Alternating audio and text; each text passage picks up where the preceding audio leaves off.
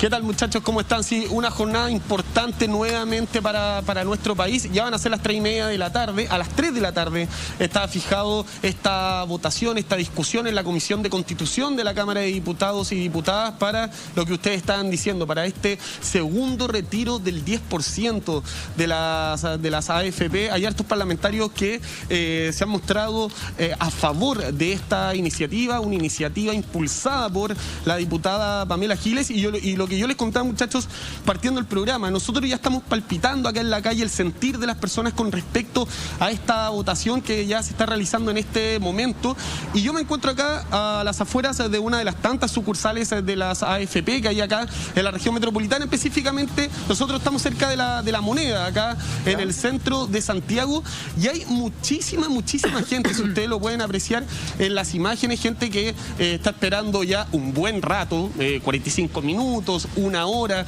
que está acá fuera de una de las AFP que hay acá en la capital. Y nosotros vamos a conversar ahora precisamente con alguna de estas personas. Emilio, si tú me puedes acompañar para ver qué trámites están haciendo, qué opinan sobre este segundo retiro del 10%. Hola, ¿qué tal? ¿Cómo está? ¿Su nombre?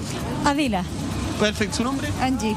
Oiga, ¿qué opina sobre este segundo retiro del 10% que se está discutiendo en este momento? Partida a las 3 de la tarde. ¿Está bien? ¿Está a favor de esto? Si me puede contar un poquito. Está bien porque la verdad que hay mucha gente que lo necesita, y lo otro de que hay mucha gente sin trabajo. Claro.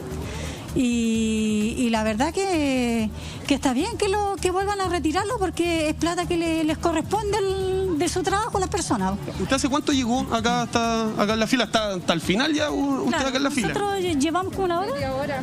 No, más. Como 40 minutos. Más o menos, sí. Ya, perfecto. ¿Qué trámites vienen a hacer, a realizar ahora? Yo vengo con Certificado. ¿Perdón? Certificado. Tengo que un certificado. Sí. Ya, perfecto. Oiga, una pregunta, no es de metiche, si ustedes quieren me la responden. ¿Hicieron el primer retiro del 10%, no? Sí, yo lo hice, sí. ¿Y le ayudó? Bastante, porque en estos momentos yo me encuentro sin trabajo. Ya. Estábamos trabajando en la cuenta, y la verdad que los despidieron sin misericordia, porque podría ser sin misericordia, sin pensar que detrás de nosotros hay una familia que alimentar. Sí, avancen, porque está avanzando la fila y no por culpa de nosotros queremos que se queden acá hasta el final. Le entregaron un numerito. Sí, este es el número, me entregaron. Ya, le entregaron un número. Sí. Oigan, muchachos, lo que nos dice acá nuestra amiga es sorprendente, impactante, pero lamentablemente es la realidad de muchos chilenos. O sea, el haber perdido el trabajo, y justamente esta iniciativa, como yo les decía, de la diputada Giles, de este segundo retiro, es sumamente importante. Exactamente, ¿no? Sí. Pablo. Bastante, porque al menos a mí me ha ayudado bastante. Claro. Porque como les digo, en estos momentos yo me encuentro sin trabajo, y mi compañera también. Y andamos en eso, sacando los papeles para buscar trabajo. Pablo. ¿Usted pudo acceder a algún tipo de bono aparte del retiro del 10%? No, de los bonos que han salido no he tenido ningún beneficio de esos bonos. Claro, seguramente, y suena como crudo decirlo, pero claro, no calificó para este tipo de bonos. Exactamente, ¿no? Sí. Claro. Sí. Es que ¿sabes lo que pasa con esos bonos, Pablo? La situación lo que pasa es que me tenían a mí como que yo estaba trabajando, porque me tenían un sueldo como de 500.000 pesos. ¿Ya? Y no, pues. Y yo estaba sin trabajo, así que tuvimos que mostrar el finiquito y mostrar todos los papeles cuando me habían despedido. Entonces ahí recién puede sacar el 100%. Claro. Muchachos, ¿sí adelante usted? No, lo que cuenta la señora es dramático y es una realidad país. No es solo la única que no calificó a estos bonos y a estas ayudas de emergencia por parte del gobierno, y lo único que le quedó a la gran clase media es rascarse con sus propias uñas.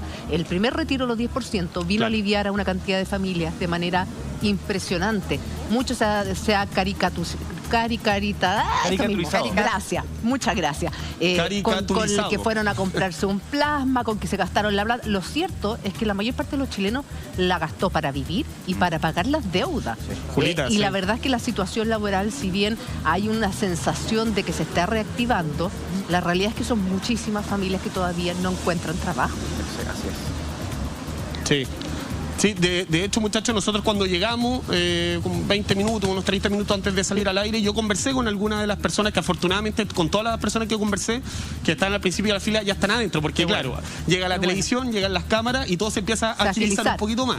Así que eso es algo sumamente positivo, pero lo que las personas me comentaban que el retiro del 10%, el primer retiro, los ayudó profundamente a pagar deudas, como tú decías, o sea, de verdad, fue un alivio tremendo, ¿no? Entonces, lo que me comentaba acá nuestra amiga, su nombre, perdón, soy malo para los nombres. Mi nombre es Adela. Adela. Sí. Adela. Lo que me comentaba acá la señora Adela, claro, que también la alivianó tremendamente el retiro del 10%. ¿Pablo? Y también ahora, con este segundo retiro de Edu, hay muchos parlamentarios también del oficialismo que han dicho, bueno, si no hay alternativa, si el gobierno no ha dado alguna opción, alguna alternativa, vamos a tener que votar a favor de este segundo retiro del 10%. Entonces también políticamente el tema está bien convulsionado con respecto a esta idea de un segundo retiro. Y que es un proyecto que suena parecido, pero que tiene varias diferencias. Por ejemplo, este segundo retiro habría que devolver ese dinero a los fondos de pensión, en fin.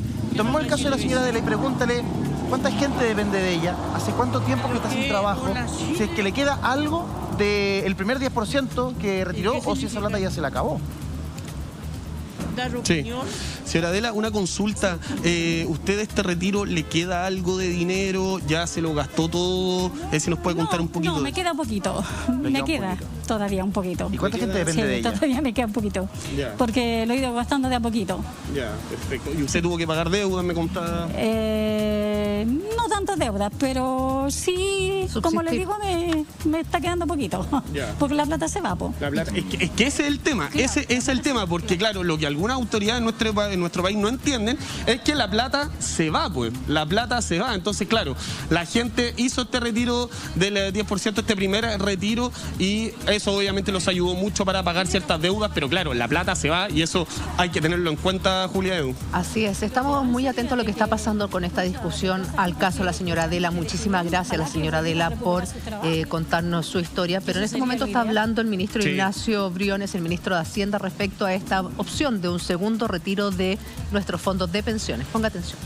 Las reglas constitucionales de reforma y abordando materias que la misma Constitución ha establecido como iniciativa exclusiva, me parece a mí que hay una pregunta razonable si acaso lo que se hace en el fondo no es crear una nueva Constitución, y como bien ya decíamos, y es la señal inequívoca de la votación de este domingo, para crear una nueva Constitución, la ciudadanía ha hablado fuerte y claro y ha dicho que quiere a nuevos actores que la redacten. Muchas gracias. Gracias, ministro Ignacio Briones. Voy a saludar también y darle la bienvenida al ministro secretario general de la Presidencia, don Cristian Monker. Bienvenido. No sé si usted quiere hacer uso de la palabra también, saludar al menos a la comisión. Le doy la palabra.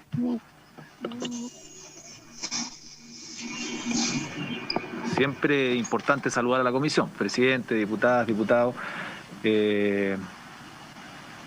Bueno, efectivamente yo engancho en el mensaje y en el planteamiento que señaló el ministro Briones.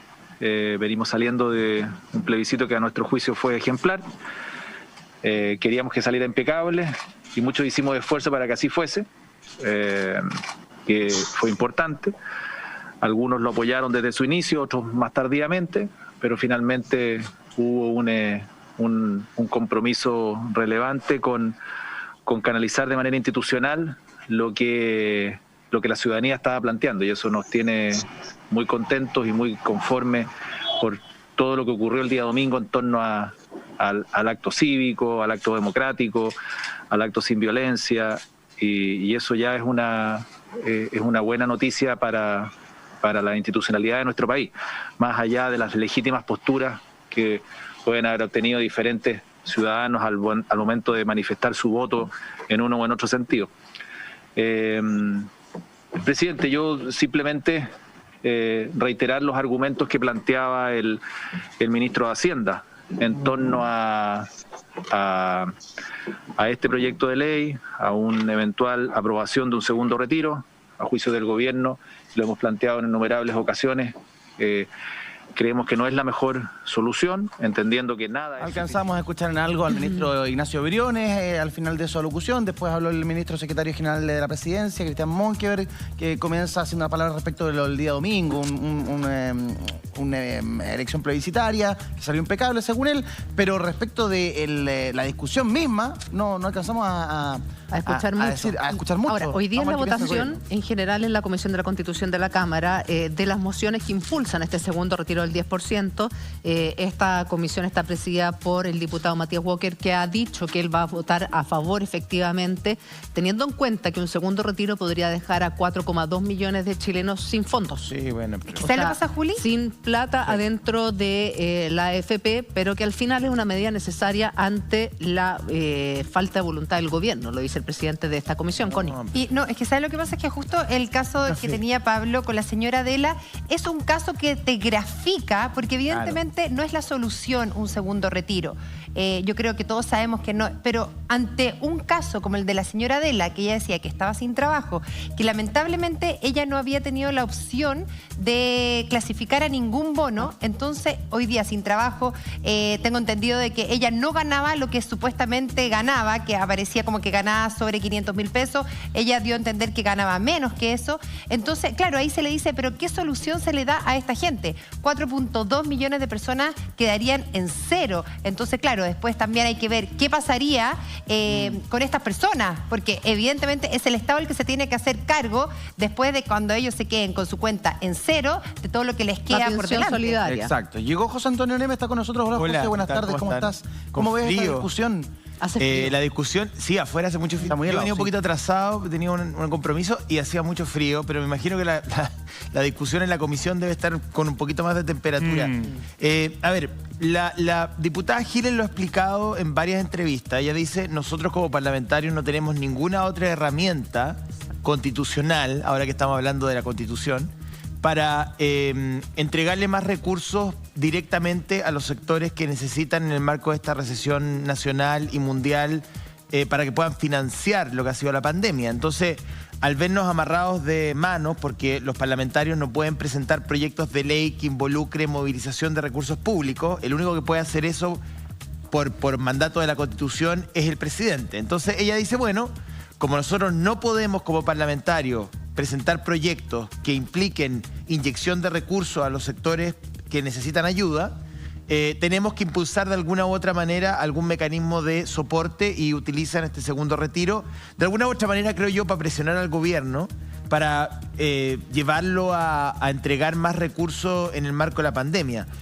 Lo que a mí me parece complicado, independiente si se aprueba o no un segundo retiro, y que no sé si el ministro lo dijo en la comisión, es que el gobierno condiciona esta discusión a la reforma previsional. Entonces, el gobierno, y lo dice esta mañana, digamos, la propia ministra del Trabajo en varios diarios, dice, si se aprueba un segundo retiro, la verdad es que estamos en una posición mucho más compleja para poder zanjar definitivamente un nuevo sistema previsional. O sea, el gobierno está atando ambas discusiones. Me parece que es peligroso. Me parece que lo único que va a hacer es aumentar un poco la irritabilidad social. Yo creo que son dos cosas completamente distintas. La ministra lo explicaba ayer diciendo, bueno, es que, como decía la Julia, hay miles de personas que se van a quedar sin fondos, por lo tanto, discutir un nuevo sistema previsional en el marco de ese contexto con cuentas que tienen 0 pesos va a ser muy difícil, pero si la gente hace la lectura de que el gobierno está de alguna manera chantajeando al Parlamento con la reforma previsional, me parece que puede ser peligroso.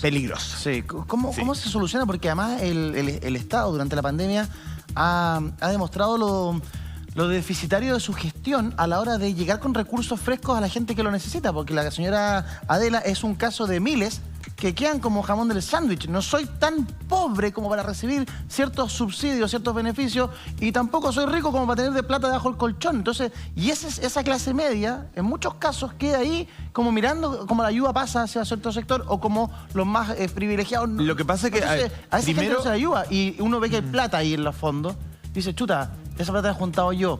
¿Por qué no? No, claro. Pero el gobierno debería hacer una oferta más clara en materia previsional. O sea, el proyecto de la reforma del gobierno está en el gobierno, en el Parlamento durante muchos meses y no se ha avanzado prácticamente en nada. Entonces, la gente ni siquiera tiene la idea de que sus pensiones van a mejorar en un mediano plazo, ¿cachai? O sea, no hay ni una posibilidad de un cambio del sistema previsional. El gobierno debería haberle puesto acelerador a esa reforma.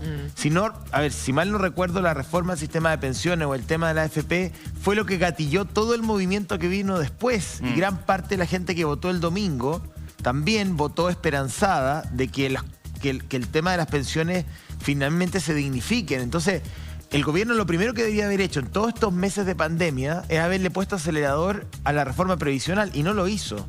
O sea, se mandó un proyecto, después se mandaron una serie de indicaciones. O sea, lleva mucho tiempo entrampado. O sea, lleva mucho tiempo en el Congreso y no depende de los gobiernos porque al final pareciera que a nadie le conviene. Claro. Entonces como que lo tiran cuando se pone en el tope o en la primera plana el tema de la AFP, ahí como que sí se agilizan, pero empieza a bajar un poco la intensidad y de inmediato se olvidan. Acá estamos hablando, y a mí lo que me preocupa, José, es lo que está pasando en Europa hoy día. Porque lo que está pasando en Europa hoy día es lo que nos va a pasar a nosotros en marzo, en temas de pandemia y de coronavirus. Entonces, si ya hemos visto que durante este año el Estado no ha llegado donde la gente lo está necesitando, en donde la gente hoy día está demandando un segundo retiro para vivir, también tenemos que ponernos en el escenario de qué va a pasar el próximo año. Ahora, o sea, el Estado me imagino que ya se está planteando con el panorama que se está viviendo en Europa lo que se nos viene a nosotros. Ahora, también el 10%, perdón, pero no era un porcentaje muy generoso. O sea, en Perú fue el 25%, claro. Y hay mecanismos de retiro permanente en Australia, en el Reino Unido, en los propios Estados Unidos, si uno tiene los fondos puestos en la IRS. O sea, pero lo que ahora, te quiero decir es que el 10% no era tampoco un gran porcentaje. Pero sí, no era un gran porcentaje, pero sí fue un alivio. En mi caso yo hice el mismo día que se pudo, ese día a las 8 de la mañana yo estaba en la página de mi AFP haciendo un retiro. ¿Sí? Me llegó la plaplipla y lo que hice fue pagar deuda. Bueno, eso fue lo que hice. Claro. O sea, pesqué la plata, pagué contribuciones, deuda, un crédito de consumo y quedé en cero. Y sabéis que pude dormir tranquila. Sí. Y eso me ayudó muchísimo. La mayoría de los chilenos hizo lo mismo y no es algo que yo esté inventando, porque estadísticamente está demostrado que los índices de morosidad bajaron estructuralmente luego del retiro. Es decir, efectivamente los chilenos pagamos cuentas pendientes, créditos, nos pusimos al día con deudas bancarias. Entonces, la idea del plasma me parece que era una caricatura bastante ingrata. O sea, yo creo que de verdad esa idea de que fueron a comprar plasma o que cambiaron el microondas, o sea, yo creo que efectivamente, a ver, mucha gente pagó deudas hipotecarias, deudas de casa comercial y de tarjetas de crédito, y eso está estadísticamente demostrado. Y hay un segundo grupo de chilenos, y aquí me parece súper interesante porque en la radio yo hice un programa completo y me llegaron varios casos, que con ese retiro compraron una aspiradora y hoy día tienen una pyme de limpieza, compraron un pequeño automóvil y hoy día reparten, o sea, se generaron un negocio de gestión personal que hoy día les permite medianamente vivir tranquilo o al menos tener control sobre su ingreso.